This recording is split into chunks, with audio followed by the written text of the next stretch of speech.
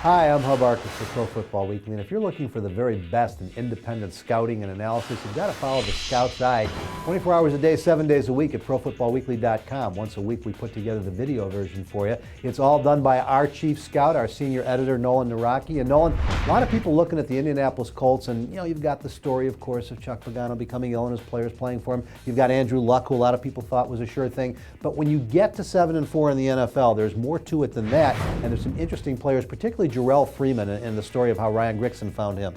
Yeah, it's his first signing, from the CFL, where Ryan started his career in Canada, and he's done a very good job. Stepped into the starting lineup for Pat Anger early in the season after he went down with injury, and he's been a tackling machine out there. He's one of the top 5 tacklers in the league.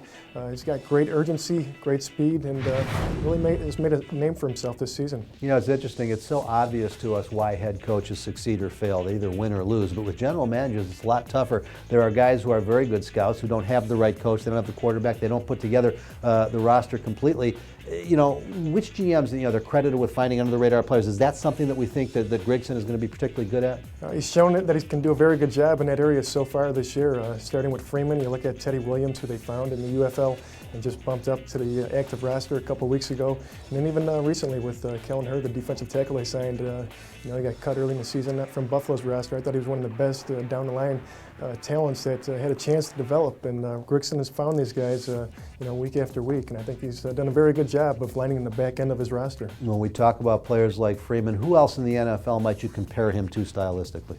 To me, he's very similar to London Fletcher. I don't know if he'll have quite as long of a career. He's played outstanding since coming out of John Carroll, but similar type of story and similar type of temperament and playing style. So that's who he reminds me of. Well, no, and I'm not supposed to editorialize in these, but we're based in Chicago. Ryan Grigson, a South Chicago, Northwest Indiana guy, met him when he was just coming out of Purdue. He decided this is what he wanted to do. He wanted to be an NFL GM. Took him about 15 years, but he's off to a great start. So far, so good in Indianapolis. For more on the Scout's Eye, everything you need to know about all the top talent, both in the NFL and major college football, it all comes from Nolan. You want to stay with us and get it all in the Scout's Eye at ProFootballWeekly.com.